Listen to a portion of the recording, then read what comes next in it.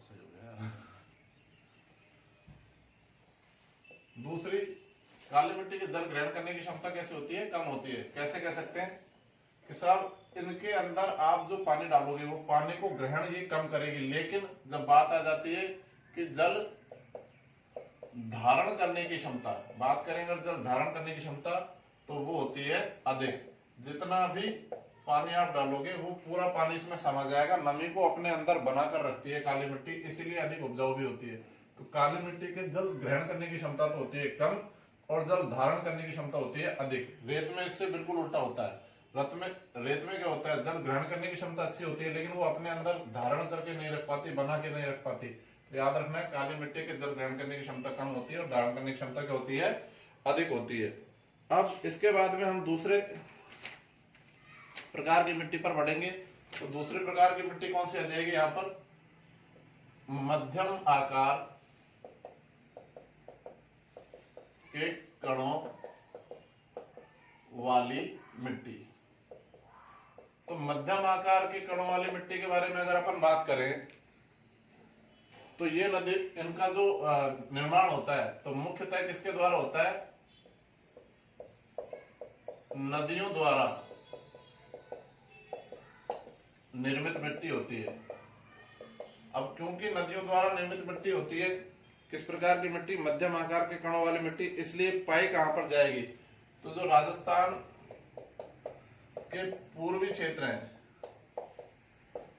या पूर्वी जिले हैं, जैसे राजस्थान के इन क्षेत्रों में, पूर्वी जिलों में नदियां भी ज्यादा पाई जाती है, तो इसीलिए यहाँ पर ये मध्यम आकार के कणों वाली मिट्टी भी ज्यादा पाई जाएगी। जैसे सवाई माधोपुर है, करौली, धौलपुर, टोंक, जयपुर, बूंदी, अजमेर, भीलवाड़ा, राजसमंद, इन जिलों में ज्यादा पाई जाती है किस प्रकार की मिट्टी? जो है मध्यम आकार के कणों वाली मिट्टी। अब ये मिट्टियां कैसी होती है? नदियों द्वारा निर्मित होती है। अब नदियों द्वारा निर्मित होती है इसलिए मिट्टियां कैसी होती है? जलोढ़ मिट्टी होती है, या इन्हीं को बोल देते हैं दोमट मिट्टी। और दोमट मिट्टी होती है इसलिए क्या होती है? अधिक उपजाऊ होती है मिट्टियां, अधिक उपजाऊ होती है क्योंकि नदियों के द्वारा निर्मित मिट्टी होती है। इनमें क्या क्या पाया जाता है?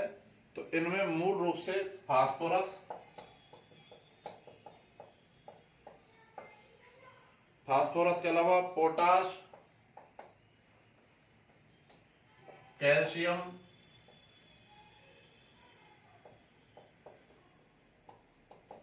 कैल्शियम के अलावा हम बात करें इसमें मैग्नीशियम,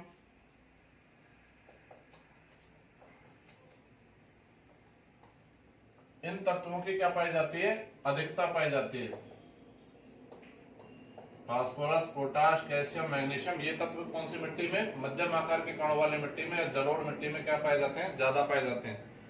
और अगर बात करें कि साहब ये मिट्टियों को अन्य किस नाम से जाना जाता है, तो इन मिट्टियों को अन्य किस नाम से जाना जाता है? एक तो मैंने आपको बता दिया जलोढ़, जलोढ़ के अलावा दोमट,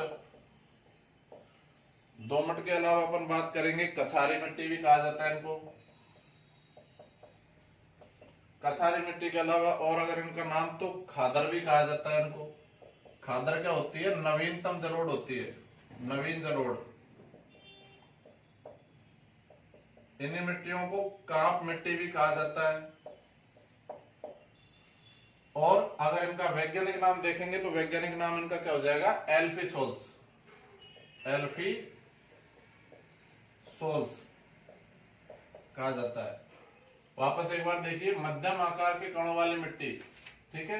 निर्माण जैसे इनका कैसे हुआ? इनका मुख्य रूप से इनका निर्माण नदियों द्वारा निर्मित मिट्टी होती है, और नदियों द्वारा निर्मित मिट्टी है इसलिए राजस्थान की अधिकांश नदियां पूर्वी क्षेत्रों में पाई जाती है, इसलिए ये भी मिट्टी कहां पर पाई जाएगी? राजस्थान के पूर्वी क्षेत्रों में, लगभग ये पूर्वी मैदानी प्रदेश में इस प्रकार की मिट्टियां पाई जाती है सभी जिलों में। बात करें इस मिट्टी को जलोढ़ या दोमट मृदा भी कहा जाता है, और क्योंकि जलोढ़ मृदा होती है इसलिए अधिक उपजाऊ होती है। कौन से तत्वों की अधिकता पाई जाती है? तो फास्फोरस, पोटाश, मैग्नीशियम और कैल्शियम तत्वों की अधिकता पाई जाती है। इस मिट्टी का अन्य नाम दो तो अपन ने देख लिए, जलोढ़ और दोमट मिट्टी कहा जाता है। इसी को हम कह देते हैं कछारी मिट्टी। खादर जो नवीन जलोढ़ मृदा होती है, इसी को कांप मिट्टी भी कहा जाता है, और इन्हीं को एल्फीसोल्स के नाम से भी जाना जाता है।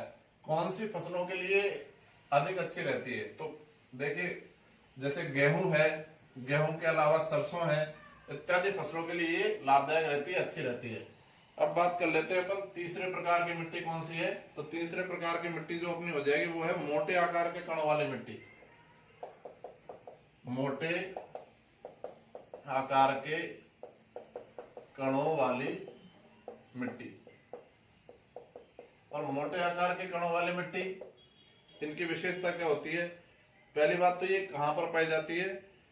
तो ये जो अरावली है, यहाँ ये अरावली के पश्चिमी क्षेत्रों में पाई जाती है। मतलब अगर अरावली के पश्चिमी क्षेत्र में पाई जाएगी तो मतलब मुख्य रूप से मरुस्थलीय जिलों में पाई जाएगी।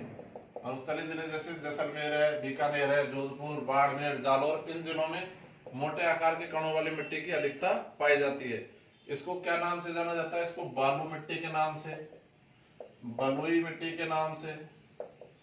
इसके अलावा और क्या कह सकते हैं? इसको हम सिजोरम के नाम से भी जाना जाता है। इसके अलावा और किस नाम से? लवणीय मिट्टी के नाम से भी, इन नामों से जाना जाता है। और इस मिट्टी की विशेषता क्या होती है? तो इस मिट्टी को जो है, अच्छा इसका वैज्ञानिक नाम क्या हो जाएगा पूछ लिया जाए। जैसे हमने बात की थी जलोढ़ मिट्टी को अपन ने कहा था एल्फिसोस, अपन ने काली मिट्टी को कहा वर्टिसोस। इसको कह देंगे क्योंकि सूखे क्षेत्रों में पाई जाती है, और सूखे का मतलब एरिड, इसलिए इसको बोल देते हैं एरिडोसोस। सामान्यतः अनुपजाऊ मिट्टी होती है ये। इसके बाद में इन मिट्टियों में कौन सी फसल मुख्य रूप से उत्पादित की जाती है? तो देखिए जो कम जल मांगने वाली फसल होती है, कम जल मांगने वाली फसल कौन कौन सी हो जाएगी भाई? बाजरा है, मूंग है, मोठ है, इत्यादि प्रकार की जो फसलें हैं उसके लिए ठीक मानी जाती है कौन सी मिट्टियां? जो मोटे आकार के कणों वाली मिट्टियां हैं। तो वापस देख लेंगे कहां पर पाई जाती है? अरावली के पश्चिमी क्षेत्रों में, जैसे मरुस्थलीय जिलों में पाई जाती है। इसी का नाम बालू मिट्टी, बलुई मिट्टी, सिजोरम या लवणीय मिट्टी। वैज्ञानिक नाम हो जाएगा एरिडोसोस। बाजरा, मूंग, मोठ इत्यादि के लिए ये उत्तम रहती है। तो ये तीन प्रकार की तो कणों के आकार के आधार पर मिट्टी हो गई। एक बात तो हो जाती है ये, तो हमने कणों के आकार के आधार पर तीन प्रकार की। अब सबसे बड़ी बात है कि अगर उर्वरकता के आधार पर, अर्थात पीएच मान के आधार पर उर्वरकता मापी जाए मिट्टियों की, तो कौन सी मिट्टी कैसे रहती है ये हम देख लेते हैं। पहली बात तो ये है, जिन मिट्टियों का मान पीएच मान कितना होता है? 7 होता है, वो कहलाती है उदासीन मिट्टी। और ये होती है सर्वोत्तम मिट्टी होती है, सबसे अच्छी मिट्टी होती है, जिनका पीएच मान क्या होता है? 7 होता है। दूसरी मिट्टी जिनका मान पीएच मान जो होता है 7 से कम होता है, पीएच मान 7 से कम होगा, इस प्रकार की मिट्टियां क्या कहलाती है? अम्लीय मिट्टियां होती है, अम्लीय मिट्टी होती है। और जिन मिट्टियों का मान मतलब पीएच मान 7 से अधिक होता है, ऐसी मिट्टियां कैसी मिट्टी होती है? तो क्षारीय मिट्टियां होती है। ये याद रखोगे। सबसे अच्छी मिट्टी कौन सी होती है? पीएच मान जिसका 7 हो, तो वो उदासीन मिट्टी होती है। और आगे हम देखते हैं,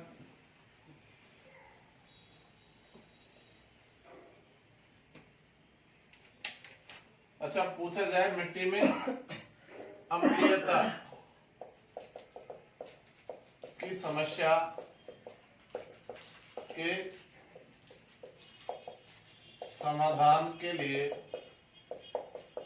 मिट्टी में अम्लीयता की समस्या के समाधान के लिए क्या किया जाता है? तो चूना पत्थर या रॉक फास्फेट, चूना पत्थर या रॉक फास्फेट डाला जाता है इसके समस्या के समाधान के लिए। इससे ये अम्लीयता की समस्या क्या हो जाती है? मिट्टियों में समाप्त हो जाती है। अगर हम बात करें किस प्रकार की मिट्टी, मिट्टी अगर लवणीय है या बोल सकते हैं क्षारीय है। तो अगर मिट्टी लवणीय क्षारीय तो इसके समाधान के लिए मिट्टी की लवणीयता या क्षारीयता के समाधान के लिए हम क्या करेंगे, इसमें डाला जाता है जिप्सम। देखिए अगर अम्लीय है तो समाधान के लिए चूना पत्थर या राख फास्फेट डालेंगे, और अगर लवणीय है या क्षारीय है तो समाधान के लिए डालेंगे हम इसमें जिप्सम। अच्छा, सामान्य रूप से अगर आपको देखना है कि मिट्टी की क्षारीयता का समाधान किसी फसल से करना है तो कौन सी ऐसी फसल डाली जानी चाहिए, बोई जानी चाहिए जिसकी वजह से मिट्टी की क्षारीयता की समस्या जो है वो समाप्त हो जाए। तो ग्वार या इसी को स्थानीय भाषा में ढेचा बोल देते हैं, ग्वार या ढेचा की फसल बोई जाती है। इससे मिट्टी की क्षारीयता की या लवणीयता की समस्या क्या हो जाती है, समाप्त हो जाती है। अब बात करते हैं मिट्टी में सेम की समस्या। तो क्या होती है भाई मिट्टी में सेम की समस्या, समझोगे। देखिए ऐसा है, अगर हम बात करें राजस्थान की तो एक तो IGNP इंदिरा गांधी नहर परियोजना। तो इंदिरा गांधी जो नहर है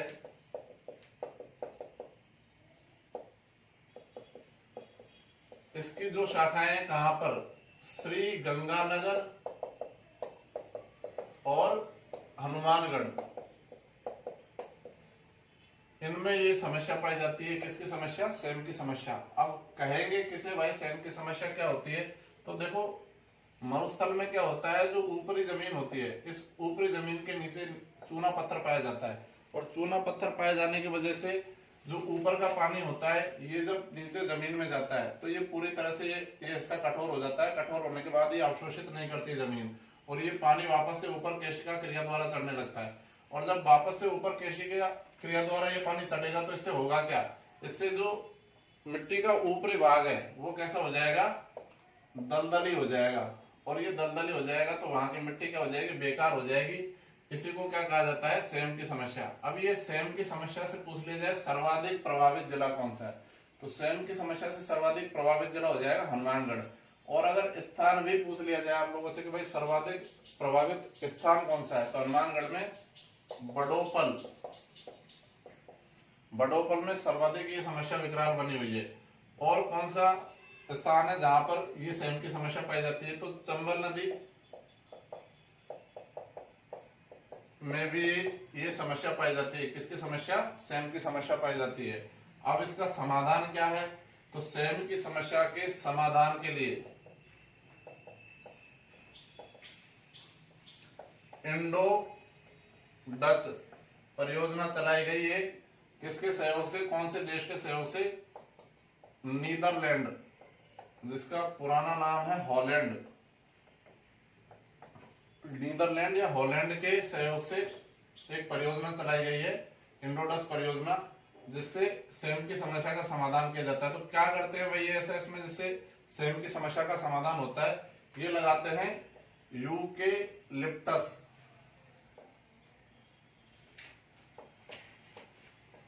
यूकेलिप्टस, इसको सामान्य भाषा में अपन कौन सा पेड़ बोल देते हैं, सफेदा।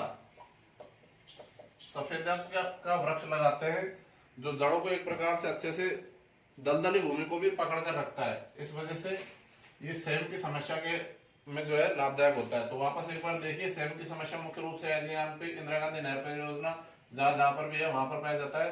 सर्वाधिक ये कहां पर, सबसे ज्यादा प्रभावित जिला है हनुमानगढ़, दूसरा सर्वाधिक प्रभावित जिला है श्रीगंगानगर।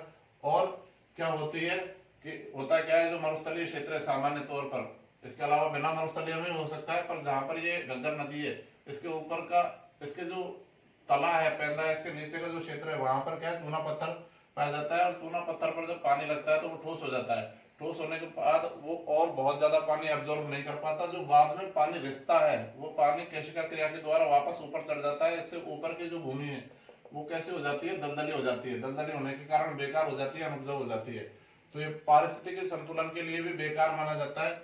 इसी वजह से इस समस्या के समाधान के लिए सबसे ज्यादा ये समस्या कहां पर बनी हुई है, हनुमानगढ़ में भी, बडोपल में बनी हुई है। और कहां पर है ये समस्या, तो चंबल नदी पर भी ये समस्या पाई जाती है। इसके समाधान के लिए इंडो डच परियोजना चलाई गई है। कौन से देश के सहयोग से? नीदरलैंड के सहयोग से। अच्छा, ये परियोजना कब चलाई गई है भाई?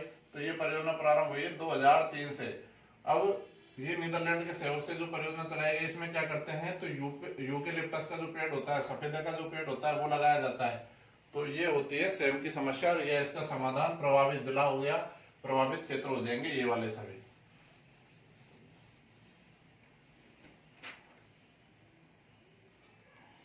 सामान्य रूप से अगर पूछा जाए कि गंगानगर में और हनुमानगढ़ में कौन सी मिट्टी पाई जाती है, तो गंगानगर और हनुमानगढ़ में बलुई दोमट, बलुई मिट्टी तो पाई जाती है, लेकिन किस प्रकार की? दोमट, क्योंकि वहां पर घग्गर नदी है। तो घग्गर नदी के द्वारा कौन सी मिट्टी बनाई गई? दोमट मृदा बनाई गई है, और ये थार के मरुस्थल के अंतर्गत आने वाले जिले, इसलिए बलुई मिट्टी और दोमट मिट्टी का एक प्रकार से मिक्सचर पाया जाता है। तो बलुई दोमट मिट्टी यहाँ पर पाई जाती है। अच्छा, 2-3 आपको संस्थान बता देता हूँ जो आपकी परीक्षाओं में आ सकते हैं, महत्वपूर्ण है। जैसे अपन बात करें काजरी, CAZRI, काजरी, ठीक है। काजरी कहां पर है? जोधपुर में। फुल फॉर्म क्या हो जाएगी काजरी की? तो central arid zone research institute, या सामान्य भाषा में अगर हिंदी में बात कर लेते हैं अपन सभी की, तो केंद्रीय शुष्क क्षेत्र अनुसंधान संस्थान। अब काजरी की स्थापना जो की गई थी वो जोधपुर में की गई थी, और काजरी की स्थापना जोधपुर में मूल रूप से क्यों की गई थी? तो इसके स्थापना का जो मुख्य उद्देश्य था भाई, वो मुख्य उद्देश्य था मरुस्थलीकरण की समस्या निवारण, या मरुस्थल के प्रसार को रोकना। इसकी वजह से ये काजरी की स्थापना की गई। ठीक इसी प्रकार का एक और संस्थान आ जाता है जिसका नाम है AFRI, AFRI। ये भी कहां पर है भाई? जोधपुर में है। तो AFRI क्या हो जाएगा? शुष्क वानिकी अनुसंधान संस्थान, शुष्क वानिकी अनुसंधान संस्थान। इसको क्या बोल देंगे अपन? Arid forestry research institute. एक और हो जाता है, जैसे काजरी हो गया, जैसे AFRI हो जाएगा, ऐसे ही एक और है जाफरी, ZAFRI, जाफरी। ये बस याद रख लेना आप, जाफरी कहां पर है? ये भी कहां पर पड़ेगा? जोधपुर में पड़ेगा। और इसको क्या कहा जाता है? मरु वन्य प्राणी अनुसंधान संस्थान, मरु वन्य प्राणी अनुसंधान संस्थान। तो देखिए, काजरी, काजरी केंद्रीय शुष्क क्षेत्र अनुसंधान संस्थान जोधपुर में स्थापना की गई, और इसकी स्थापना का मुख्य उद्देश्य क्या था? मरुस्थलीकरण की समस्या का समाधान या मरुस्थल के प्रसार को रोकना, ठीक है। दूसरा हो जाएगा AFRI, AFRI को कहा जाता है शुष्क वानिकी अनुसंधान संस्थान, इसके ये भी कहां पर है? जोधपुर में। तीसरा हो जाएगा जाफरी, जाफरी भी कहां पर है? जोधपुर में। नाम क्या है? मरु वन्य प्राणी अनुसंधान संस्थान। तो ये 3 प्रमुख एक संस्थान थे जिनकी स्थापना की गई थी। आगे बढ़ते हैं हम। इसके बाद हम बात कर लेते हैं राजस्थान में मृदा अपरदन की। तो क्या होता है मृदा अपरदन? मृदा अपरदन सामान्य भाषा में हम क्या बोल देते हैं? मिट्टी का कटाव बोल देते हैं इसको। तो राजस्थान में मृदा अपरदन कई प्रकार से होता है, देखते हैं इसका क्या है हिसाब किताब। पहली बात हम ये 2-3 शब्दावली जान लेते हैं। पहला तो होता है अपक्षय, दूसरा होता है अपरदन, और तीसरा होता है अनाच्छादन। तो क्या होता है अपक्षय? चट्टानों का अपने स्थान पर टूटना फूटना, चट्टानों का अपने स्थान पर टूटना फूटना, उनका क्षय होना क्या कहलाता है? अपक्षय कहलाता है। ठीक इसी प्रकार अपरदन, ये जो टूटी हुई चट्टाने हैं, ये चूर्ण हुई चट्टाने, इनका किसी भी माध्यम, चाहे वो वायु हो चाहे वो जल हो, जो भी माध्यम हो, किसी भी माध्यम से एक स्थान से दूसरे स्थान पर जाना, किसी भी माध्यम से टूटी हुई चट्टानों का एक स्थान से दूसरे स्थान पर जाना क्या कहलाता है? अपर्दन। और जब अपक्षय और अपर्दन ये दोनों क्रियाएं एक साथ चलती रहती हैं तो ये कहलाता है अनाच्छादन। मतलब चट्टानें टूटती फूटती रहेगी और उनका वायु द्वारा, जल द्वारा किसी भी प्रकार से इनका अपर्दन, चांद्रीय अपर्दन होता चलेगा, तो इसको क्या कहेंगे हम? अनाच्छादन। तो ये बात हो जाती है, चट्टानों का अपने स्थान पर टूटना फूटना कहलाता है अपक्षय, एक स्थान से दूसरे स्थान पर जाना कहलाता है अपर्दन, और दोनों क्रियाएं जब साथ में होती है तो कहलाता है अनाच्छादन। आगे हम बढ़ जाते हैं कि अगर राजस्थान में बात करें तो मृदा अपर्दन होता है तीन प्रकार से। तीन प्रकार से मृदा अपर्दन होता है, देख लेते हैं। सबसे पहले किस प्रकार का मृदा अपर्दन होता है? तो इसको बोलते हैं परत अपर्दन, या इसी को बोला जाता है क्षैतिज अपर्दन। तो क्या होता है परत अपर्दन या क्षैतिज अपर्दन? सामान्य भाषा में बात करें तो देखिए किसके द्वारा होता है? वायु द्वारा। वायु द्वारा क्या होता है? जब ये मान के चलिए मिट्टी है और मिट्टी का जो ऊपर का भाग है, मिट्टी का ऊपर का भाग जब जिधर की तरफ हवा चलती है उधर की तरफ मिट्टी के साथ साथ उड़ता हुआ चला जाता है। क्षैतिज भाग इसका ऊपर का भाग जो होता है, इसी ये वायु के साथ जब ऊपर उड़ता हुआ चला जाता है इसके साथ में, तो ये कहलाता है परत। मिट्टी की ऊपरी परत या ऊपर क्षैतिज जो भाग होता है मिट्टी का वो चला जाता है ऊपर से, तो वो कहलाता है परत अपर्दन या क्षैतिज अपर्दन। राजस्थान में मुख्य रूप से किसके द्वारा होता है क्षैतिज अपर्दन? वायु के द्वारा होता है। ये चीज अपन को याद रखनी है। अब बात कर ले कि राजस्थान में सामान्यतः कौन से क्षेत्रों में होगा, तो हम देखते हैं कि राजस्थान का जो ये पश्चिमी राजस्थानी क्षेत्र है जिसको बोलते हैं थार का मरुस्थल, तो थार के मरुस्थल में किस प्रकार का अपर्दन पाया जाता है? थार के मरुस्थल में परत अपर्दन या क्षैतिज अपर्दन सबसे ज्यादा परिलक्षित होता है, क्योंकि नदियां पर तो यहाँ पर कोई बड़ी है नहीं, लेकिन यहाँ पर जब हवाएं चलती है तो अपने साथ बहुत सारी मिट्टी उड़ाकर ले जाती है। तो कौन सी प्रक्रिया के द्वारा? परत अपर्दन के द्वारा यहाँ पर जो मृदा अपर्दन होता है, तो ये हो जाता है परत अपर्दन।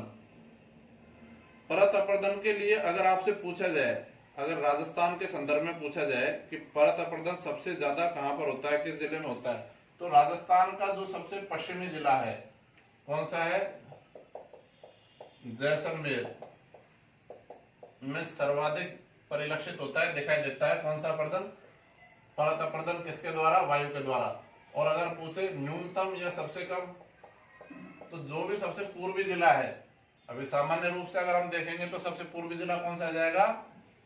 धौलपुर आ जाएगा। हमने नक्शा याद किया था तो आपको हल्का फुल्का आइडिया होना चाहिए। मान के चलिए अगर धौलपुर की जगह दौसा दे देता है या करौली देता है, सवाई माधोपुर, भरतपुर, जो भी सबसे पूर्वी जिला है उसमें ही सबसे कम मतलब न्यूनतम क्या दिखाई देगा? परत अपर्दन। किसके द्वारा? वायु के द्वारा। तो जैसे अभी सामान्य रूप से अपन कौन सा मान लेते हैं? धौलपुर में सबसे कम परिलक्षित होता है कौन सा? परत अपर्दन या क्षैतिज अपर्दन वायु के द्वारा। अब दूसरा अपर्दन आ जाता है, बात करेंगे लंबवत अपर्दन। इसी को बोल देते हैं अवनालिका अपर्दन। तो लंबवत या अवनालिका अपर्दन, देखते हैं क्या होता है लंबवत अपर्दन या अवनालिका अपर्दन। तो देखो मुख्य रूप से राजस्थान में लंबवत या अवनालिका अपर्दन किसके द्वारा होता है? नदियों के द्वारा। नदियों के द्वारा हो रहा है, इसका मतलब हम क्या कह सकते हैं? जल के द्वारा जो अपर्दन होता है, सामान्यतः जल के द्वारा जो अपर्दन होता है वो क्या कहलाता है? लंबवत अपर्दन या अवनालिका अपर्दन होता है। अब इसके द्वारा इसमें क्या होता है, तो जो मिट्टियां होती है, जो नदियां होती है, वो अपने साथ मान के चलिए कोई नदी है और नदी अपने साथ अगर इसका प्रवाह तेज है तो अपने साथ के आंतरिक गहराई वाली सभी मिट्टी को एक साथ उखाड़ कर ले जाएगी। ये कहलाता है इसका मृदा अपर्दन, लंबवत मृदा अपर्दन या अवनालिका मृदा अपर्दन। राजस्थान के संदर्भ में अपन बात करें तो सर्वाधिक क्षेत्र की बात करें किस क्षेत्र में होता है, तो पूर्वी क्षेत्र में होता है। पूर्वी क्षेत्र या पूर्वी राजस्थान में। फिर पूछ ले सर्वाधिक अपर्दन करने वाली नदी, सर्वाधिक मृदा अपर्दन कौन सा? लंबवत। कौन सी नदी में परिलक्षित होता है, कौन सी नदी में दिखाई देता है? तो चंबल नदी में, चंबल नदी में। और पूछ लिया जाए कि चंबल नदी में सर्वाधिक जो ये मृदा अपर्दन होता है वो कौन कौन से जिलों में होता है? तो मुख्य रूप से तो देखिए 3 से 4 जिलों में होता है। धौलपुर है, करौली है, सवाई माधोपुर है और कोटा। इन 4 जिलों में सर्वाधिक मृदा अपर्दन होता है। लेकिन फिर भी आपसे अगर पूछा जाता है कि सबसे ज्यादा मृदा अपर्दन कौन से जिले में होता है वर्तमान में, तो सबसे ज्यादा मृदा अपर्दन अब होता है सवाई माधोपुर में। पहले कौन से जिले में होता था? करौली में। लेकिन अब हमको ध्यान रखना है अब किस में होता है? सवाई माधोपुर में। कैसे कह सकते हैं हम कि सबसे ज्यादा मृदा अपर्दन वर्तमान में सवाई माधोपुर जिले में होता है चंबल नदी के द्वारा? तो देखिए चंबल नदी के द्वारा जो अपर्दन किया जाता है उन क्षेत्रों को बोला जाता है बीहड़। बीहड़ क्षेत्र कौन से क्षेत्र होते हैं? चंबल नदी के द्वारा जो अपर्दित क्षेत्र है उनको बीहड़ बोला जाता है। और इन बीहड़ों को इस सामान्य या स्थानीय भाषा में क्या बोल दिया जाता है? डांग क्षेत्र कहा जाता है। और वर्तमान में सर्वाधिक डांग क्षेत्र किस जिले में पाए जाते हैं? सवाई माधोपुर में। पहले पाए जाते थे करौली में, इसलिए पहले जब हमने नक्शा पढ़ा था तो आपको याद होगा नाम बोला था मैंने करौली का, डांग की रानी। लेकिन वर्तमान में अब सबसे ज्यादा लगभग 1,30,000 हेक्टेयर भूमि प्रभावित है सवाई माधोपुर के किससे? बीहड़ क्षेत्रों से। तो वर्तमान में सर्वाधिक बीहड़ या डांग क्षेत्र पाया जाता है सवाई माधोपुर में। तो सर्वाधिक मृदा अपर्दन चंबल नदी कौन से जिले में करती है? सवाई माधोपुर में। अब जब एक शब्द आया है बीहड़, तो इसी के साथ एक और शब्द और देख लेते हैं। एक शब्द होता है बीड़। किसे कहा जाता है बीड़? तो राजस्थान में जो चरागाह होते हैं, राजस्थान में जो चरागाह होते हैं उनको स्थानीय भाषा में और खास तौर पर कौन से क्षेत्रों में? शेखावाटी क्षेत्र में। शेखावाटी क्षेत्र में क्या कहा जाता है? बीड़। बीहड़ क्या है? चंबल नदी द्वारा अपर्दित क्षेत्र है, जबकि बीड़ क्या है? चरागाहों को बीड़ कहा जाता है राजस्थान में स्थानीय भाषा में। तो ये चीज हमको याद रखना है। ये हो जाता है अगला अपर्दन, लंबवत या क्षैतिज अपर्दन हो जाएगा। इसके बाद में अगर हम बात करें तीसरे प्रकार का अपर्दन, तो इसे कहा जाता है चादरी अपर्दन। किसे कहेंगे भाई? चादरी अपर्दन। तो देखिए ऐसा है, जो अरावली पर्वतीय प्रदेश है, अरावली पर्वतीय प्रदेश मान के चलिए राजस्थान है, और राजस्थान में ये है अरावली पर्वतीय प्रदेश। अरावली पर्वतीय प्रदेशों में, इन पहाड़ों में जब वर्षा होती है तो पहाड़ों पर बरसाती पानी के साथ मिट्टी भी नीचे बहकर आ जाती है। ये जो मिट्टी होती है ये अपर्दन के द्वारा नीचे आती है, इसी को कहा जाता है चादरी अपर्दन। मिट्टी के जो ऊपर का भाग होता है पहाड़ों का, वो बरसाती जल के साथ बहकर नीचे आ जाता है। तो ये सर्वाधिक पाया जाता है कहां पर? हम बात करें तो अरावली पर्वतीय प्रदेश में सर्वाधिक परिलक्षित होता है कौन सा? चादरी अपर्दन। अब बात की जाए कि भाई चादरी अपर्दन को रोकने के प्रमुख उपाय क्या हो सकते हैं? तो चादरी अपर्दन को रोकने के लिए पहाड़ों पर क्या की जा सकती है? तो आपने पढ़ा होगा सीढ़ीदार खेती या सीढ़ी नुमा खेती। इसी को कहा जाता है समोच्च कृषि। समान ऊंचाई पर पहाड़ों को काटकर की जाने वाली कृषि सीढ़ीदार कृषि। तो इसमें क्या करते हैं? जैसे ये पहाड़ है, पहाड़ को समान ऊंचाई से काट लेते हैं। काट कर अगर पानी एक तो सीधा नीचे बहेगा तो अधिक गति से बहेगा, तो अपने साथ सारी मिट्टी को बहाकर ले जाएगा। एक समान ऊंचाई पर इसको काट लिया जाएगा तो पानी को वो वेग नहीं मिलेगा, वेग नहीं मिलेगा तो उसकी वजह से क्या है कि मिट्टी इसके साथ नहीं बहेगी, यहीं पर बनी रहेगी, खेती भी की जाएगी। इसीलिए समोच्च कृषि या सीढ़ीदार कृषि सर्वाधिक उत्तम उपाय होता है किसके लिए? चादरी अपर्दन को रोकने के लिए पर्वतीय क्षेत्रों में। अब आपसे पूछ लिया जाए अगर और क्या इसका इलाज हो सकता है चादरी अपर्दन को रोकने के लिए, तो वृक्षारोपण। हालांकि देखिए वृक्षारोपण तो किसी भी प्रकार का अपर्दन हो उसको रोकने के लिए अच्छा ही रहता है। तो वृक्षारोपण अपर्दन को रोकने के लिए, चादरी अपर्दन को रोकने के लिए अच्छा माना जाता है। पूछ लिया जाए राजस्थान में सर्वाधिक चादरी अपर्दन किस जिले में होता है? तो सर्वाधिक चादरी अपर्दन पहले नंबर पर कौन सा जिला आता है भाई? सिरोही। क्योंकि हम जानते हैं सिरोही में ऊंचे पर्वत पहाड़ है, और ऊंचे पर्वत पहाड़ है तो यहाँ पर चांद्रीय अपर्दन भी अधिक होता है। और अगर दूसरा भी पूछ ले तो दूसरा जिला हो जाएगा राजसमंद। तो दोनों पहाड़ी जिले हैं, इनमें किस प्रकार का अपर्दन परिलक्षित होता है, दिखाई देता है, तो चांद्रीय अपर्दन यहाँ पर दिखाई देता है।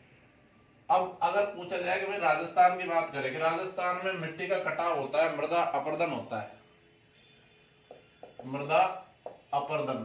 तो मृदा अपर्दन के मुख्य कारण क्या है राजस्थान में? तो मृदा अपर्दन के देखिए मुख्य कारण क्या है, सबसे प्रमुख कारण तो क्या है, ये बहुत इंपॉर्टेंट क्वेश्चन है, आपको इसको समझना है। पहला ऑप्शन, ये पहला क्वेश्चन आ जाता है, पहला इसका उत्तर है अनियंत्रित पशुचारण। तो अनियंत्रित पशुचारण क्या होता है भाई, बहुत सारे पशुओं को अनियंत्रित मात्रा में चलाया जाएगा तो उनके पैरों के नीचे जो मिट्टी आएगी वो धीरे धीरे बहुत बारीक कणों में बदल जाएगी, और बारीक कणों में बदल जाएगी तो आसानी से हवा के साथ उठ जाएगी और उठकर एक स्थान से दूसरे स्थान पर चल जाएगी। इस प्रकार वायु द्वारा जो अपर्दन होगा मृदा का, वो उसका सबसे बड़ा कारण, सबसे प्रमुख कारण क्या रहेगा, अनियंत्रित पशुचारण। दूसरे कारण की अगर हम बात करें तो जो हमारे खेत है, खेतों में किसका, मेड़बंदी, खेतों में मेड़बंदी का नहीं होना, यह भी एक बड़ा कारण है किसका, राजस्थान में मृदा अपर्दन का। इसके अलावा और क्या कारण हो सकता है, तो जो कृषि भूमि है राजस्थान की जो कृषि भूमि, इसका अवैज्ञानिक प्रयोग, राजस्थान की कृषि भूमि का अवैज्ञानिक प्रयोग। भाई क्या होता है वैज्ञानिक प्रयोग, अगर हम इसको लॉजिकली अगर वैज्ञानिक तरीकों से प्रयोग नहीं करेंगे तो भूमि हो जाएगी ऊसर, बंजर हो जाएगी, खराब हो जाएगी, हल्की हो जाएगी, तो उसमें जो मात्रा है नमी की वो धीरे धीरे कम होती जाएगी, और हल्की होगी तो वो किसी भी अपर्दन के द्वारा क्या है, एक स्थान से, चाहे वो वायु के द्वारा अपर्दन हो चाहे जल के द्वारा अपर्दन हो, तो एक स्थान से दूसरे स्थान पर चली जाएगी। इसीलिए ये भी एक बड़ा कारण है राजस्थान में किसका, मृदा अपर्दन का। इसके अलावा जब भी हमारे राजस्थान में क्या पड़ता है, सूखा पड़ता है और अकाल पड़ता है, तो मिट्टी में वापस क्या हो जाती है, नमी की मात्रा में कमी हो जाती है, नमी की मात्रा में कमी हो जाएगी, मिट्टी वापस एक स्थान से दूसरे स्थान पर आसानी से चली जाएगी, तो ये भी एक बड़ा कारण है। और क्या कारण हो सकता है, तो वनों का विनाश। अब बहुत सारे जगह पर अगर वनों को काट दिया जाएगा तो वन क्या करते हैं, मूल रूप से वृक्ष क्या करते हैं, पेड़ों की जो जड़ें होती है वो जमीन में अंदर काफी गहराई तक होती है, तो वो जमीन को पकड़ कर रखती है। अब जब पेड़ ही नहीं होंगे तो उस वजह से मिट्टी का जो, मृदा का जो अपर्दन है वो भी आसानी से हो जाएगा, जो कि हानिकारक होता है। तो क्या क्या कारण हो जाएंगे, सबसे प्रमुख कारण, अगर आपको ये सब कारण भी दिखाई देते हैं तो सबसे पहले नंबर पर आपको यही करना है, यही सबसे प्रमुख कारण है हमारे राजस्थान में। तो हम बात कर रहे हैं कि साहब राजस्थान में मृदा अपर्दन का मुख्य कारण क्या है, अनियंत्रित पशुचारण, खेतों में मेड़बंदी का अभाव, कृषि भूमि का अवैज्ञानिक तरीके से प्रयोग, सूखा और अकाल पड़ जाता है इस वजह से हो जाती है, और वनों का विनाश, ये भी एक प्रमुख कारण है किसका, राजस्थान में मृदा अपर्दन का। इसके अलावा अगर एक क्वेश्चन पूछा जाता है आपसे, कई बार पूछा गया है, और राजस्थान में आपसे पूछा जाए कि राज्य में वनों के विनाश का या पेड़ों के काटे जाने का प्रमुख कारण क्या है, तो राजस्थान में जो सबसे ज्यादा पेड़ काटे जाते हैं, तो पेड़ों को काटे जाने का प्रमुख कारण क्या है, किस उद्देश्य से काटे जाते हैं, तो ईंधन के लिए काटे जाते हैं राजस्थान में सबसे ज्यादा। हम देखते हैं कि आज भी राजस्थान के कई इलाके ऐसे जहां पर जो गैस है वो नहीं पहुंच पाई, तो चूल्हों पर खाना बनाया जाता है, तो उसकी वजह से पेड़ काटे जाते हैं जो ईंधन का काम करते हैं, तो ईंधन के लिए जो पेड़ काटे जाते हैं वो सबसे प्रमुख कारण है आज भी। इसके अलावा और क्या हो सकता है, हम अगर बात करेंगे किसके बारे में, मिट्टी के बारे में, तो देखो मिट्टी का जो सबसे उपजाऊ तत्व, मिट्टी का सबसे उपजाऊ तत्व होता है वो क्या कहलाता है, ह्यूमस। मिट्टी का सबसे उपजाऊ तत्व कहलाता है ह्यूमस। अच्छा एक चीज और यहाँ पर कई बार परीक्षाओं में पूछ ली जाती है कि मिट्टी का जो मतलब मृदा का अपर्दन जो होता है उससे मिट्टी पर क्या प्रभाव पड़ता है, नकारात्मक, मतलब खराब प्रभाव पड़ता है। क्या खराब प्रभाव पड़ता है, तो मृदा के अपर्दन के कारण मिट्टी की क्या हो जाती है, उर्वरकता कम हो जाती है, और उर्वरकता कम हो जाती है इसीलिए मृदा अपरदन को मिट्टी की, ये बहुत इंपॉर्टेंट लाइन है, याद रखिएगा, बहुत परीक्षाओं में पूछेगी ये। मृदा अपरदन को मिट्टी की रेंगती हुई मृत्यु कहा जाता है। मृदा अपरदन को मिट्टी की रेंगती हुई मृत्यु कहा जाता है। किसको? मृदा अपरदन को। तो ये हो जाता है। अब अगर हम बात करें कि मिट्टी की उत्पादकता बढ़ानी है, तो मिट्टी की उत्पादकता बढ़ाने के लिए मिट्टी में क्या बोना चाहिए? तो मूल रूप से अगर आप मिट्टी में उत्पादकता बढ़ाना चाहते हैं तो इसके लिए दलहन बोने चाहिए। जैसे मटर बो सकते हैं, उड़द बो सकते हैं। ये सब क्या करते हैं? मिट्टी में उत्पादकता को बढ़ाते हैं। और क्या क्वेश्चन बन जाता है? और क्वेश्चन बन जाता है कि साहब वह विज्ञान जिसमें मिट्टियों का अध्ययन किया जाता है, तो कौन सा विज्ञान कहलाता है? पेडोलॉजी। वह विज्ञान जिसमें मिट्टियों का अध्ययन किया जाता है क्या कहलाता है? पेडोलॉजी कहलाता है। तो यहां तक ये मामला हो जाता है। आगे और देखते हैं क्या होता है। बात करें हम संरचना के आधार पर, तो संरचना के आधार पर मिट्टियां दो प्रकार की होती है। अगर संरचना के आधार पर या रचना के आधार पर मिट्टी होती है कितने प्रकार की? दो प्रकार की। एक तो होती है स्थानीय मृदा या स्थानीय मिट्टी, जो लोकल सोइल होती है। तो किसे कहते हैं? जो हमेशा या सामान्यतः अपने मूल स्थान पर ही रहती है। मतलब इसका अपरदन ज्यादा नहीं होता है, अपरदन नहीं होता है, तो अपने मूल स्थान पर बनी रहती है। निर्माण कैसे होता है? तो स्थानीय मृदा का निर्माण सामान्यतः किस प्रक्रिया से? बेसाल्ट चट्टानों से होता है। और क्या विशेषता हो सकती है स्थानीय मृदा की? कहां पर पाई जाती है? राजस्थान में। तो राजस्थान में ऐसी मिट्टी पाई जाती है, राजस्थान के दक्षिणी पूर्वी पठारी प्रदेश, मतलब इस वाले क्षेत्र में, कोटा, बूंदी, बारा, झालावाड़ वाले क्षेत्र में स्थानीय मिट्टी पाई जाती है ज्यादातर। हमने देखा भी था जब हम बात कर रहे थे जलवायु की, कि सबसे कम आंधियां कहां पर चलती है? यहाँ पर चलती है। क्योंकि कौन सी मिट्टी पाई जाती है? काली मिट्टी पाई जाती है। और काली मिट्टी पाई जाती है तो इसका मृदा अपरदन भी क्या होता है? यहाँ पर कम होता है। ठीक है। दूसरे प्रकार की जो मिट्टी होती है रचना के आधार पर, वो कौन सी मिट्टी हो जाएगी? विस्थापित मिट्टी। नाम से ही पता लग रहा है, विस्थापित मृदा या विस्थापित मिट्टी। तो किसे कहेंगे? कि साहब ऐसी मिट्टी जो किसी भी माध्यम से, चाहे वायु हो या नदियां, मतलब जल हो या वर्षा हो, के माध्यम से एक स्थान से दूसरे स्थान पर पहुंच जाती है, वो क्या कहलाती है? विस्थापित मृदाएं कहलाती है। जैसे इसका बिल्कुल सामान्य उदाहरण देखें तो सामान्य उदाहरण क्या हो जाएगा? बालू मिट्टी है या बलुई मिट्टी है, कहां पर पाई जाती है? जैसलमेर। और जैसलमेर का पूरे पश्चिमी राजस्थान में लगभग सभी जो मरुस्थलीय जिलों में बालू मिट्टी पाई जाती है। और बालू मिट्टी किसके द्वारा? वायु के द्वारा, अपरदन के द्वारा, वायु के द्वारा मृदा अपरदन होता है बालू का। और ये पश्चिमी राजस्थान से पूर्वी राजस्थान की ओर बढ़ रही है, पश्चिमी राजस्थान से पूर्वी राजस्थान की ओर बढ़ रही है। तो ये होती है विस्थापित मिट्टी। अब एक चीज और देखिए कि ऐसे मिट्टी क्या होता है, जब रेगिस्तान या मरुस्थल या बालू रेत या बालू मिट्टी, मतलब रेगिस्तान की ही बात कर रहे हैं अपन यहाँ पर। तो बालू जब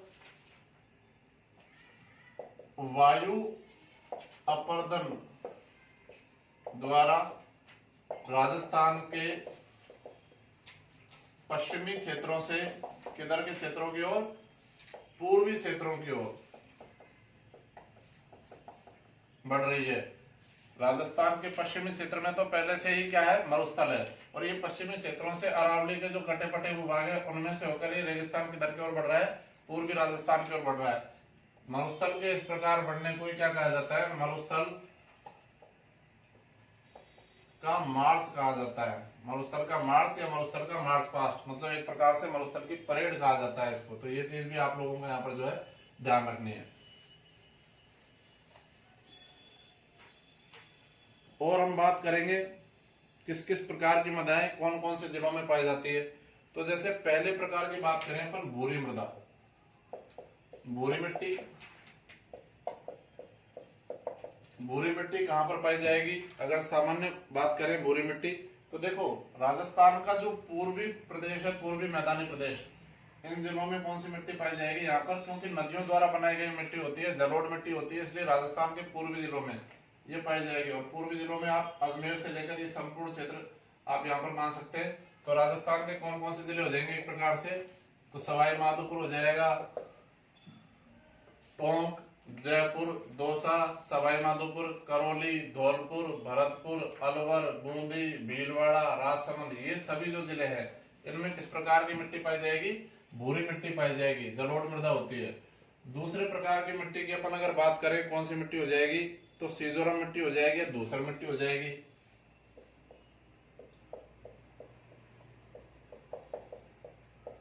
किन क्षेत्रों में पाई जाएगी, सीजोरम या धूसर मिट्टी। इसकी बात करें तो ये पाली, नागौर, अजमेर और कहां पर पाई जाएगी। इसके अलावा बात करें ये जयपुर में भी पाई जाती है कुछ हद तक, दौसा में भी पाई जाती है। तो कुल मिलाकर कौन से क्षेत्रों में, इन क्षेत्रों में ये ज्यादा पाई जाती है। यहाँ पर कौन सी मृदा पाई जाती है, यहाँ पर पाई जाती है धूसर या सीजोरम मिट्टी।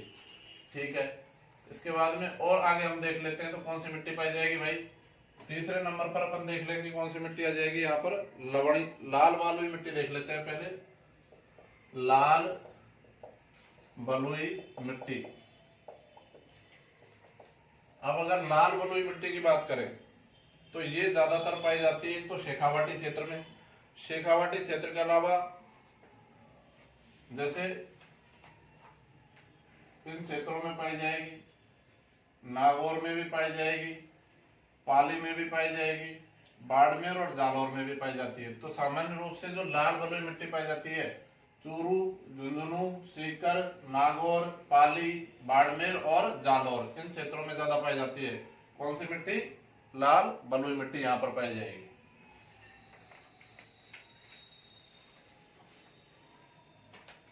फिर हम अगली मिट्टी की बात करते हैं, कौन से प्रकार की मिट्टी की बात करेंगे यहाँ पर, तो अब आ जाएगी लवणीय मिट्टी।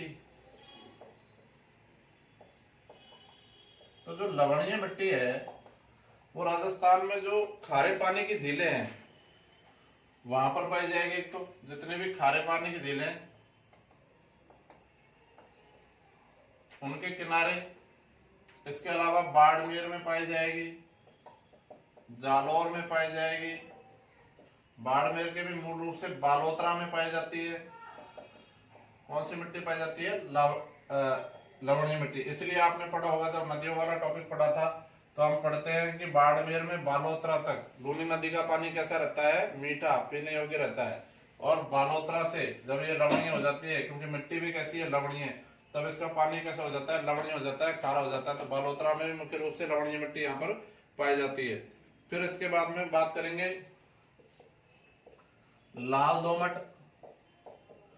लाल दोमट मिट्टी कहां पर पाई जाएगी, तो ये ज्यादातर पहाड़ी क्षेत्रों में पाई जाएगी। जैसे अगर अपन बात करें जिलों के आधार पर, तो जिलों में राजसमंद हो जाएगा, उदयपुर है, राजसमंद, उदयपुर, चित्तौड़गढ़, प्रतापगढ़, बांसवाड़ा, इन वाले क्षेत्रों में यहाँ पर लाल दोमट मिट्टी पाई जाती है। ठीक है, लाल दोमट मिट्टी मुख्य रूप से जो काली मिट्टी होती है उसका ही वो ये जब ऑक्साइड ऑक्सीकृत हो जाती है तो ये लाल दोमट मिट्टी में बदल जाती है। छठे नंबर पर हम देख लेंगे कौन सी मिट्टी आ जाएगी यहाँ पर, तो पहाड़ी मिट्टी। पहाड़ी मिट्टी नाम से पता लग रहा है, पहाड़ी मिट्टी कहां पर पाई जाएगी, तो पहाड़ी मिट्टी पाई जाएगी अरावली की तलहटी के साथ साथ वाले जितने भी क्षेत्र उनमें सभी जिलों में पहाड़ी मिट्टी पाई जाएगी। और कौन सी मिट्टी की हम बात करेंगे यहाँ पर,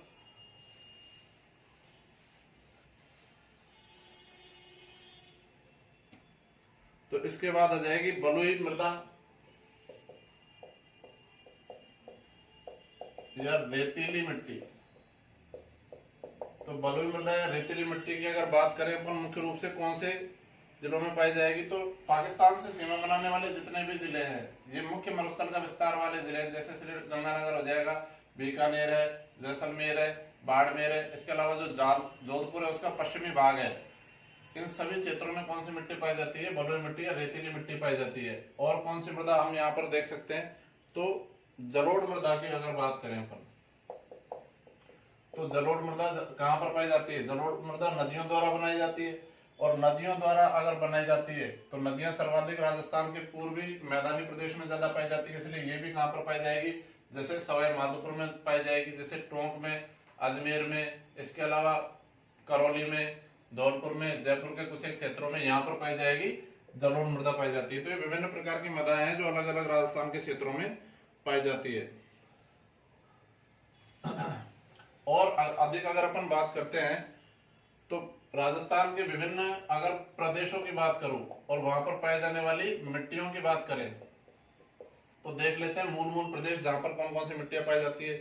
अगर बात करें छप्पन का मैदान, छप्पन का मैदान कहां पर पड़ता है, छप्पन का मैदान पड़ता है, आपने देखा होगा यहाँ पर बांसवाड़ा और प्रतापगढ़ के मध्य जो 56 नदी नालों का समूह है उसको संयुक्त रूप से क्या कहा जाता है, छप्पन का मैदान।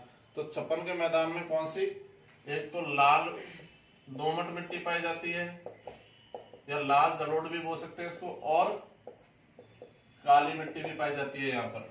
फिर इसके बाद में हम और बात करें कौन सा क्षेत्र, तो घग्गर के मैदान में कौन सी मिट्टी पाई जाती है, ये नदियों के आसपास के क्षेत्र की बात कर रहे हैं हम। तो घग्गर के मैदान में कौन सी मिट्टी पाई जाती है, तो घग्गर के मैदान में पाई जाएगी भूरी या दोमट या मटियार मिट्टी, इस प्रकार की मिट्टी पाई जाती है घग्गर के मैदान में। और हम बात करें कौन से में, तो लूनी नदी के बेसिन क्षेत्र में, लूनी नदी के प्रवाह क्षेत्र में किस प्रकार की मिट्टी पाई जाएगी भाई। अच्छा, छप्पन के मैदान का मतलब कौन सी नदी हो जाती है यहाँ पर, माही नदी के आसपास के क्षेत्रों में। लूनी नदी के आसपास के क्षेत्रों में कौन सी, तो यहाँ पर भी भूरी दोमट पाई जाती है, भूरी बलुई दोमट। फिर आपसे और पूछा जाए कौन सी नदी के संदर्भ में, तो बनास बेसिन या बनास नदी के आसपास के क्षेत्रों में कैसी मिट्टी पाई जाती है, ज्यादातर दोमट मृदाएं सभी नदियों के किनारे पाई जाती है। तो ये दोमट या बाढ़ कृत दोमट या भूरी, बाढ़ के पानी से जो मिट्टियां बनाई गई है वो पाई जाती है। और कौन सी नदी की बात कर सकते हैं अपन यहाँ पर, तो अगर चंबल बेसिन की बात करें, चंबल बेसिन में कौन कौन सी नदियां पाई जाती है, तो चंबल बेसिन में मूल रूप से तो लाल मिट्टी पाई जाती है और लाल के साथ काली मिट्टी भी पाई जाती है। तो लाल मिट्टी और काली मिट्टी पाई जाती है चंबल बेसिन में, चंबल नदी के प्रवाह क्षेत्र में। इसके बाद अगर दक्षिणी पूर्वी पठारी प्रदेश की बात करें, बिल्कुल लास्ट में हम यहाँ पर चले जाते हैं, तो और जो छोटी मोटी नदियां यहाँ पे काली सिंध है, आऊ है, परवन है, कुराल है, माँ, तो इन सब नदियों के क्षेत्र में कौन सी मिट्टी पाई जाती है, तो यहाँ पर दक्षिणी पूर्वी पठारी प्रदेश, कौन सी नदी, कौन सी यहाँ पर मिट्टी पाई जाएगी, मध्यम काली मिट्टी पाई जाती है। तो अपन ने विभिन्न नदियों के आसपास के क्षेत्रों में देखा, जैसे छप्पन का मैदान मतलब माही नदी के आसपास क्षेत्रों में लाल दोमट या काली मिट्टी पाई जाती है, घग्गर के मैदान में भूरी दोमट या मटियार मिट्टी पाई जाती है। लूनी की अगर बात करें तो भूरी बलुई मिट्टी या बलुई दोमट मृदा पाई जाती है। बनास दोमट मृदा जो बाढ़ के द्वारा निर्मित है या भूरी मिट्टी पाई जाती है। चंबल की बात करें तो लाल मिट्टी पाई जाती है, काली मिट्टी मुख्य रूप से पाई जाती है। अगर दक्षिणी पूर्वी पठारी प्रदेश कोटा बूंदी बारा झालावाड़ की बात करें तो मध्यम काली मिट्टी यहाँ पर जो है पाई जाती है। तो ये मिट्टियां यहाँ पर कितनी कौन सी हो जाती है, ये विभिन्न नदियों के आसपास के क्षेत्रों में पाई जाने वाली मिट्टी हो गई। और अगर आगे हम बात करते हैं, तो अब हम क्या है एक एक नदी को थोड़ा सा डिटेल में, एक एक जो मिट्टी है राजस्थान की उसको थोड़ा सा विस्तृत तरीके से देख लेते हैं। पहले देख लेते हैं हम रेतीली, या इसी को हम बोल देंगे बलुई, या इसी को बोल देंगे मरुस्थलीय। मिट्टी। तो रेतीली, बलुई या मरुस्थलीय मिट्टी बात करें अगर हम कि कहां पर पाई जाती है, तो ये राजस्थान में सर्वाधिक भूभाग पर पाई जाती है। मुख्य रूप से पश्चिमी राजस्थान में भी कहां पर, सीमावर्ती जिलों में पाई जाती है। और अगर बात करें कौन कौन से जिलों में, जैसे है तो जैसलमेर में पाई जाएगी, बीकानेर में पाई जाएगी, इसके अलावा बाड़मेर में, जोधपुर में। अच्छा, 2-3 जिले इधर और आ जाते हैं शेखावाटी के जैसे, चूरू में भी पाई जाती है, झुंझुनू में भी पाई जाती है और सीकर में भी पाई जाती है। ये 3 इधर के जिलों में और पाई जाती है। इसके बाद में इस मिट्टी में कौन से कणों की या कौन से तत्वों की अधिकता होती है, तो इसमें ज्यादातर कैल्शियम की अधिकता होती है, अधिकता, और कमी होती है किसकी, नाइट्रोजन की कमी होती है। और नाइट्रोजन के अलावा इसमें जो विभिन्न प्रकार के कार्बनिक तत्व हैं उनकी कमी होती है, इसलिए ये मिट्टी कैसी होती है, अनउपजाऊ होती है। तो ये चीज भी हमको यहाँ पर ध्यान रखनी है। अब आगे बात कर लेते हैं हम दूसरे प्रकार की मिट्टी। तो दूसरे प्रकार की मिट्टी आ जाएगी भूरी रेतीली मिट्टी। तो एक बार इसको वापस देख लीजिए, रेतीली मिट्टी, बलुई मिट्टी और मरुस्थलीय मिट्टी, एक ही प्रकार की मिट्टी है। सर्वाधिक भूभाग पर पाई जाने वाली मिट्टी कौन सी, राजस्थान में रेतीली। कहां पर पाई जाती है, मुख्य रूप से पश्चिमी राजस्थान में पाई जाती है। कौन से जिलों में, मुख्य रूप से सीमावर्ती जिले, और इसके अलावा चूरू, झुंझुनू और सीकर में पाई जाती है। इसके अलावा इसमें कौन से तत्व की अधिकता होती है, कैल्शियम की अधिकता होती है, लेकिन किस चीज की कमी होती है, नाइट्रोजन और कार्बनिक तत्वों की कमी होती है, इसलिए ये मिट्टी कैसी होती है, अनउपजाऊ मिट्टी होती है यहाँ पर।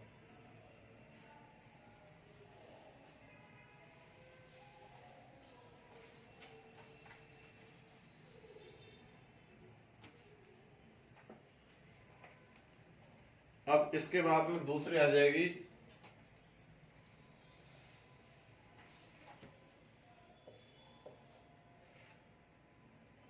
भूरी रेतीली मिट्टी।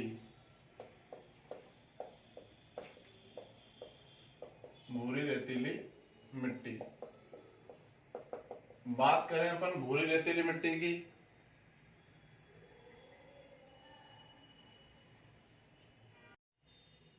तो ये ज्यादातर कहां पर पाई जाती है, तो ये जो छोटे छोटे रेत के टीले होते हैं वहां पर पाई जाती है। इस प्रकार ये पश्चिमी राजस्थान में ज्यादा पाई जाती है। और हम बात करें, इसको सीजोरम मिट्टी भी कहा जाता है। और अगर बात की जाए किस क्षेत्रों में, तो जो अरावली है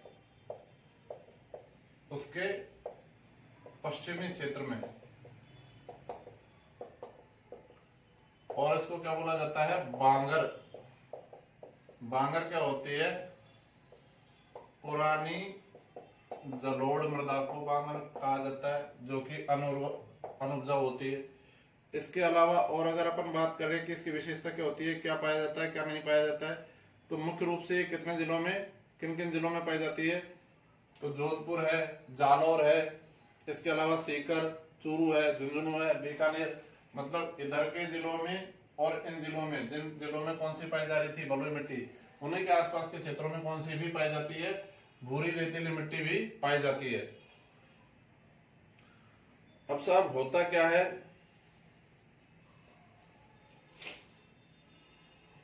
कि ये जो मिट्टी होती है इसमें कौन से तत्व की तो कमी होती है, नाइट्रोजन की कमी होती है जैसे उसमें हुई थी, और कार्बनिक पदार्थों की भी कमी होती है जैसे बलुई मिट्टी में हुई थी। और अगर अधिकता की बात करें तो कौन सी मिट्टी की अधिकता, इसमें कौन सी तत्व की अधिकता पाई जाती है, तो फास्फेट की अधिकता पाई जाती है। फास्फेट तत्व की इसमें अधिकता पाई जाती है, और फास्फेट तत्व की अधिकता पाई जाती है, इसीलिए इस मिट्टी को कौन सी कृषि के लिए अच्छा माना जाता है, बारानी कृषि। इसमें कौन सी फसलें आ जाती है भाई, जैसे बाजरा है, मूंग है, मोट है, ये सब ज्वार है, ये सब फसलें कौन सी मिट्टी में उगाई जाती है? भूरी रेतीली मिट्टी में उगाई जाती है। अगर हम देखेंगे ध्यान से तो समझ पाएंगे ये सारी फसलें ज्वार, बाजरा, मूंग, मोट इत्यादि, ये सभी फसलें किस प्रकार की फसल है? जो कम पानी की मांग करने वाली फसल है। अगर बाजरे में हम आवश्यकता से अधिक पानी डालेंगे तो उसकी जो जड़ है वो गल जाएगी। तो इस प्रकार से यही कारण है कि हम देखते हैं कि राजस्थान के जो पश्चिमी जिले जैसे जैसलमेर है, बाड़मेर है और भी जो मरुस्थलीय जिले हैं उनमें मूल रूप से कौन सी फसल उगाई जाती है? बाजरा उगाया जाता है। और यही कारण है कि पूरे इधर पश्चिमी राजस्थान में बाजरा अच्छी खासी मात्रा में उगाया जाता है। इसी की वजह से बाजरे के उत्पादन में राजस्थान का पूरे भारत में कौन सा स्थान है? पहला स्थान है। इसके बाद आ जाएगी अगली तीसरे नंबर की लाल पीली मृदा या मिट्टी। तो कौन सी होती है लाल पीली मिट्टी या लाल पीली मृदा? तो ज्यादातर इसमें लोह ऑक्साइड की अधिकता पाई जाती है, इसीलिए इसका रंग कैसा होता है? थोड़ा सा लाल होता है। कौन कौन से क्षेत्रों में ये ज्यादा पाई जाती है? तो अगर बात करें किन क्षेत्रों में, तो सवाई माधोपुर है, करौली है, टोंक है, भीलवाड़ा, इन क्षेत्रों में ज्यादा पाई जाती है कौन सी? लाल पीली मिट्टी यहाँ पर ज्यादा पाई जाएगी। अब इनमें कौन से तत्वों की अधिकता पाई जाती है? तो पहली बात तो इस मिट्टी का निर्माण किससे हुआ है? इस मिट्टी का निर्माण हुआ है ग्रेनाइट प्रकार की, ग्रेनाइट है, शिस्ट है, इस प्रकार की चट्टानों से टूटने से हुआ है। इसलिए अपने आप में उपजाऊ मिट्टी होती है, उपजाऊ मिट्टी होती है। दूसरी बात, इसमें जल योजन करने की जो क्षमता होती है वो भी अच्छी होती है। तो ये चीज भी हमको ध्यान रखना है, इसीलिए ये उपजाऊ होती है। इसके अलावा बात करें कि इससे कौन कौन सी ये किस प्रकार की मिट्टी होती है, तो ये इस प्रकार की मिट्टी में ज्यादातर नाइट्रोजन और कार्बनिक तत्वों की क्या होती है? कमी होती है। और इनकी कमी होती है तो अधिकता किसकी होती है?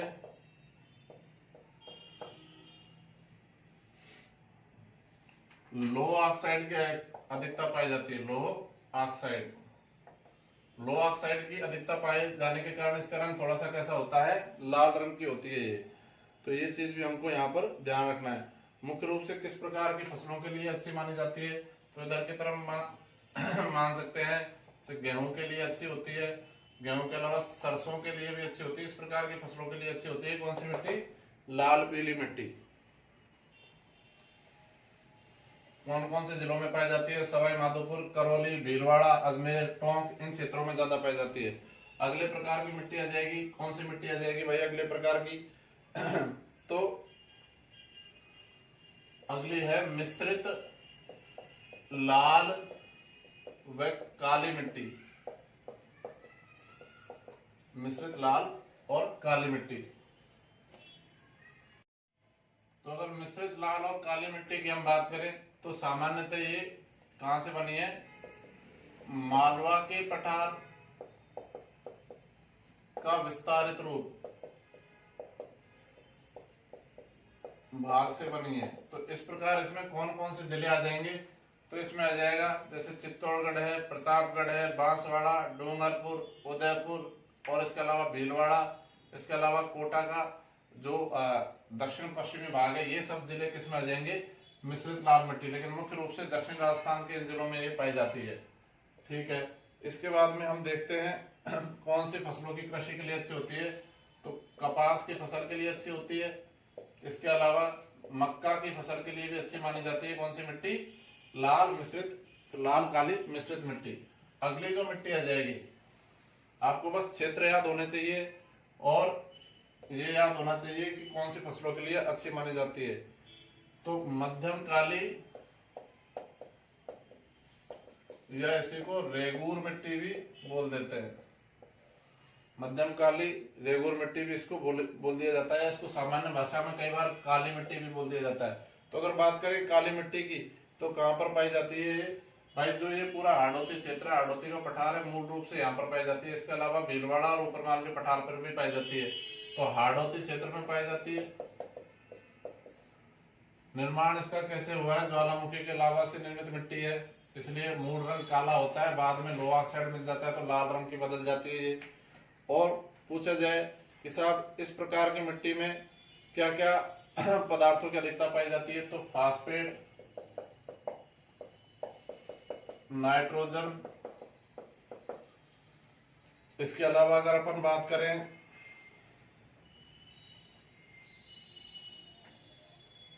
पोटाश, कैल्शियम और जैविक पदार्थ, इन सब की अधिकता पाई जाती है, इसलिए अच्छी मिट्टी होती है, उपजाऊ मिट्टी होती है। तो ये चीज भी हमको यहाँ पर याद रखनी है। और सर्वाधिक अगर इस मिट्टी में कुछ उगाया जाता है तो सबसे अच्छी रहती है कौन सी फसल के लिए? कपास के लिए अच्छी रहती है, इसलिए इसको कपासी मिट्टी भी बोला जाता है। कपासी मिट्टी भी बोला जाता है कौन सी मिट्टी को? मध्यम काली, काली या रेगूर मिट्टी को। अगली कौन सी मिट्टी आ जाएगी और कौन से क्षेत्रों में पाई जाएगी, क्या अधिक पाया जाता है और कौन सी फसल के लिए उपयुक्त रहती है, बस ये कुछ एक चीजें देखनी है। तो अगली है लाल लोमी मिट्टी।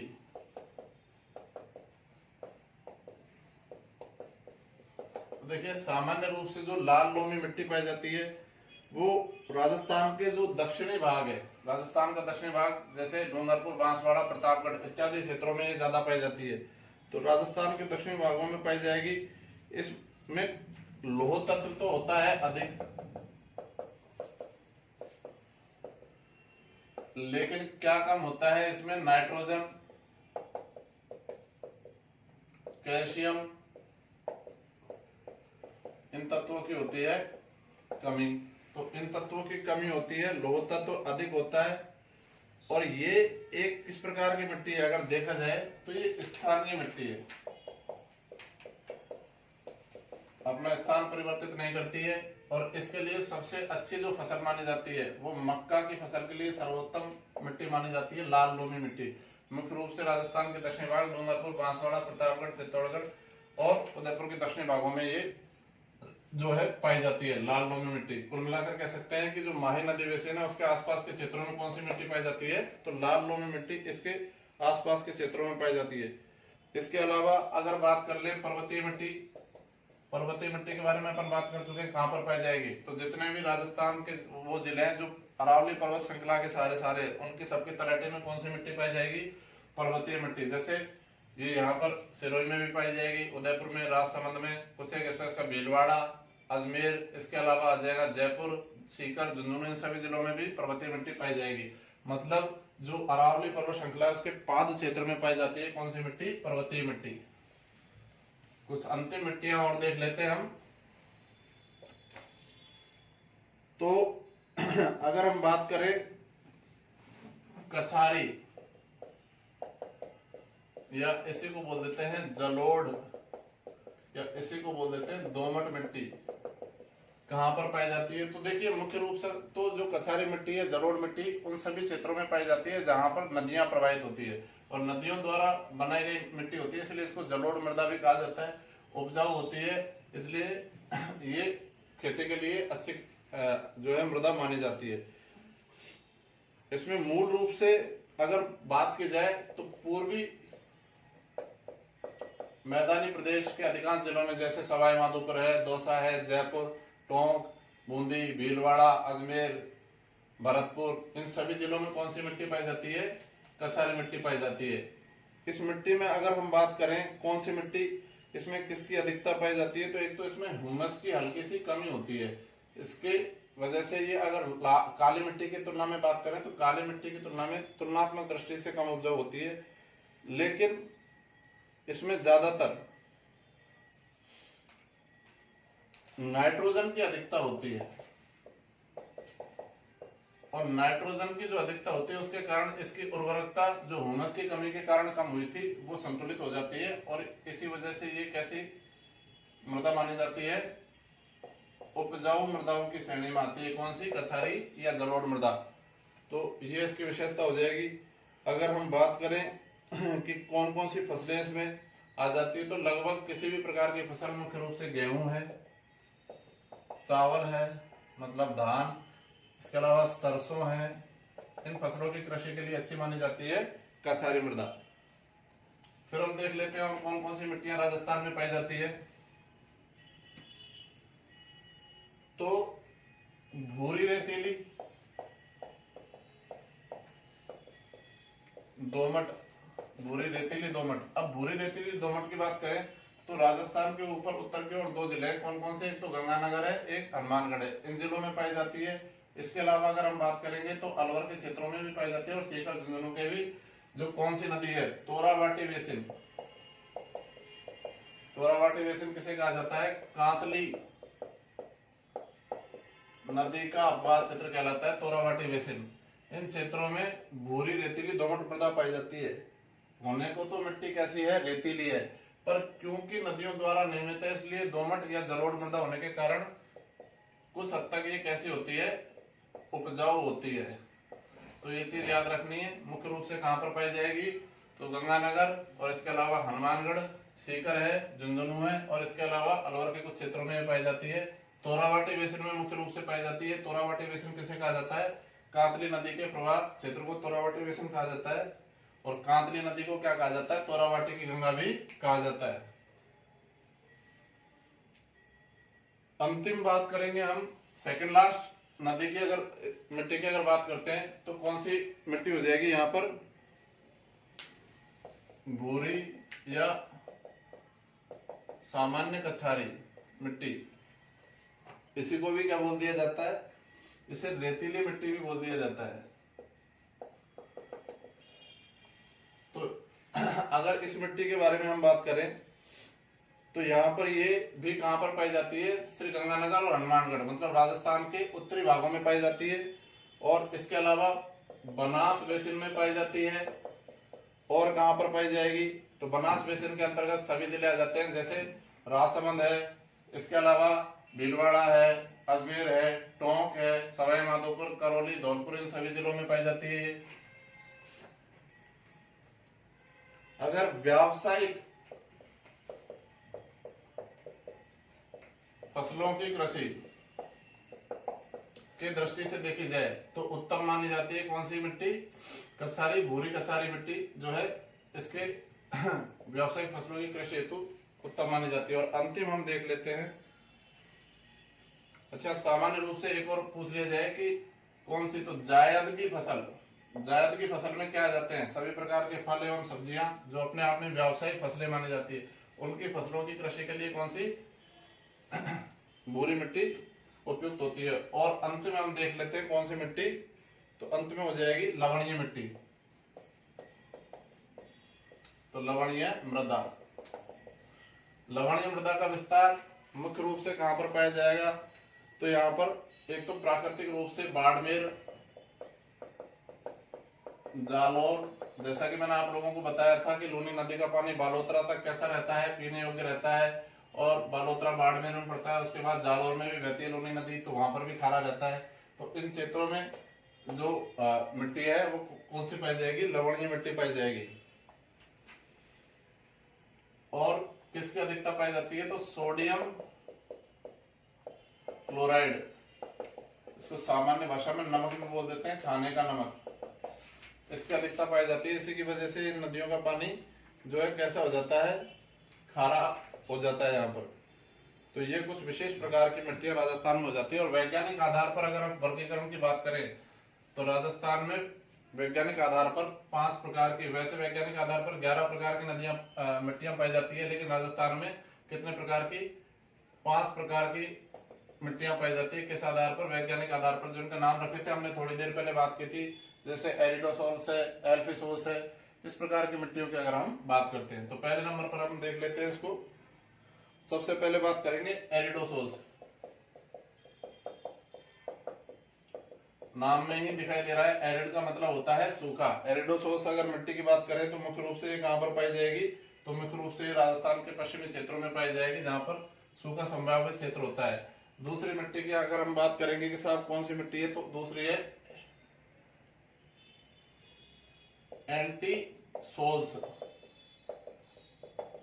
एरिडोसोल को अगर सामान्य भाषा में बात करें तो शुष्क मिट्टी भी कह सकते हैं। एंटीसोल के बारे में बात करें, किस प्रकार की मिट्टी कहलाएगी, तो पीली भूरी मिट्टी कहलाती है। पीली भूरी मिट्टी के नाम से भी इसे जाना जाता है। और अगर एंटीसोल के बारे में बात करें तो ये एरिडोसोल के बाद में ये सर्वाधिक, ये दूसरी सर्वाधिक मिट्टी पाई जाती है राजस्थान में। कौन सी? एंटीसोल्स, जिसको हम सामान्य भाषा में पीली भूरी या भूरी मिट्टी बोल देते हैं, जो मुख्य रूप से कौन से क्षेत्रों में? पूर्वी मैदानी प्रदेशों में पाई जाती है, नदियों द्वारा निर्मित की गई मिट्टी होती है। तीसरे प्रकार की हम मिट्टी की बात करेंगे तो ये है अल्फीसोल्स या एल्फीसोल्स।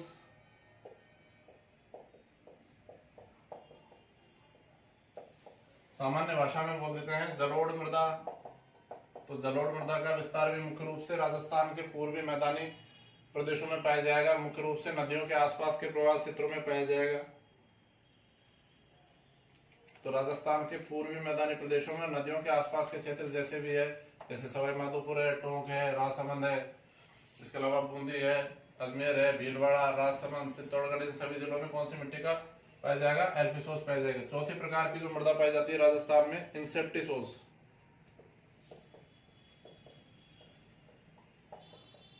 इंसेप्टिसोल्स की अगर बात करें, सामान्य भाषा में इसको क्या कह दिया जाता है? इसको कह दिया जाता है आर्द्र या आर्द्र मिट्टी।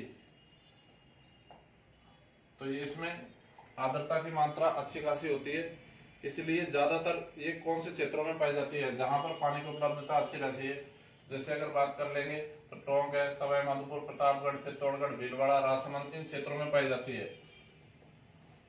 और पांचवें नंबर की जो मिट्टी होती है वो है वर्टिसोल्स। वर्टिसोल्स जो मृदा है वो सामान्य भाषा में कह दिया जाता है काली या मध्यम कालीन मिट्टी को। तो काली मिट्टी या मध्यम कालीन मिट्टी कहाँ पर पाई जाती है? अपन देख चुके हैं कई बार। तो ये जो हाड़ौती प्रदेश है, कोटा, बूंदीवाड़ा, झालावाड़, तो ये पठारी प्रदेशों में पाई जाने वाली मिट्टी। राजस्थान में वैज्ञानिक आधार पर मिट्टियों को 5 भागों में बांटा गया है। सबसे पहले एरिडोसोल्स जो पश्चिमी राजस्थान में पाई जाती है, एंटीसोल्स पीली भूरी मिट्टी पाई जाती है जो कुछ एक जिलों में पूर्वी मैदानी प्रदेशों में और दक्षिणी भागों में पाई जाती है। एल्फीसोल्स जलोढ़ मृदा नदियों के किनारे किनारे पाई जाती है, राजस्थान के पूर्वी और दक्षिणी भागों में पाई जाती है। इंसेप्टिसोल्स आर्द्र मृदा पाई जाएगी कहाँ पर?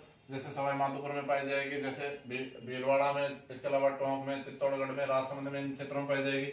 और वर्टिसोल्स की अगर बात कर ले अपन तो वर्टिसोल्स कहाँ पर पाई जाती है? तो हाड़ौती प्रदेश, कोटा, बूंदीवाड़ा, झालावाड़, मतलब काली मिट्टी जहाँ पर पाई जाती है। ये हो जाता है राजस्थान की मिट्टियों का वैज्ञानिक आधार पर वर्गीकरण।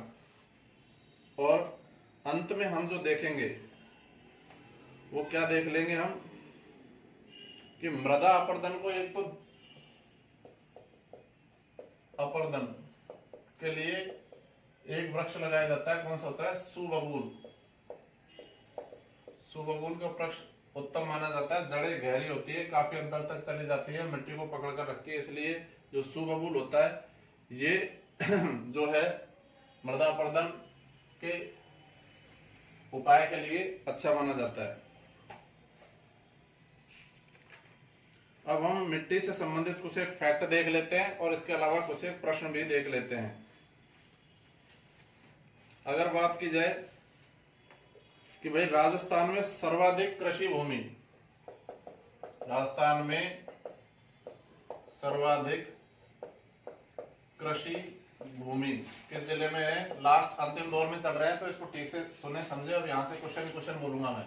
तो राजस्थान में सर्वाधिक कृषि भूमि किस जिले में पाई जाएगी? तो श्री गंगानगर में पाई जाएगी। फिर आपसे बात कर लिया जाए कि साहब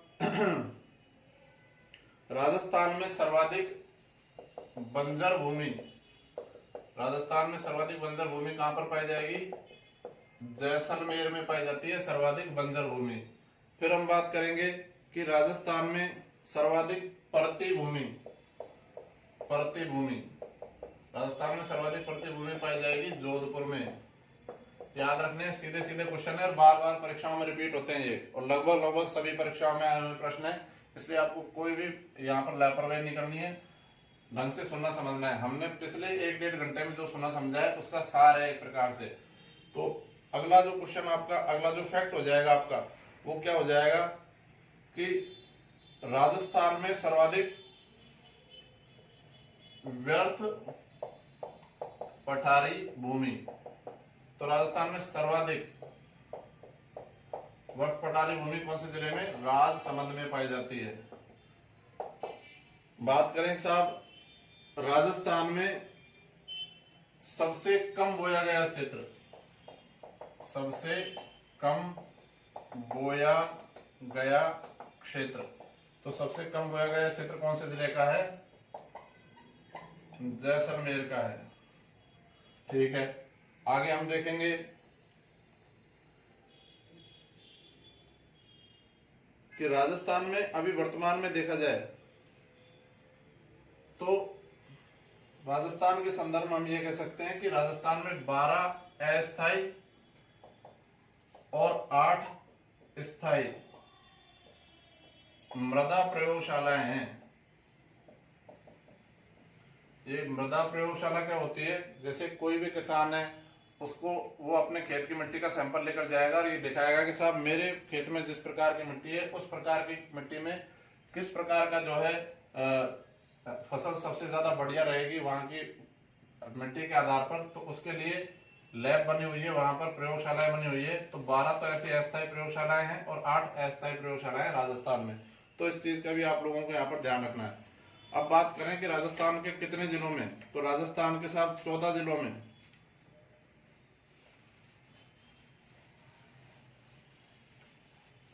सारे वही क्वेश्चन बोल रहा हूं जो परीक्षा में आए हुए हैं, तो ध्यान दोगे।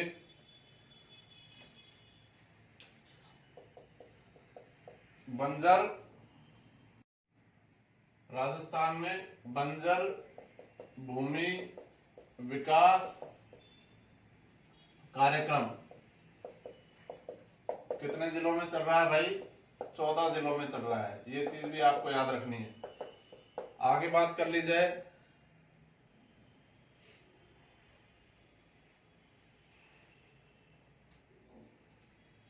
कि राजस्थान में प्रथम मिट्टी प्रयोगशाला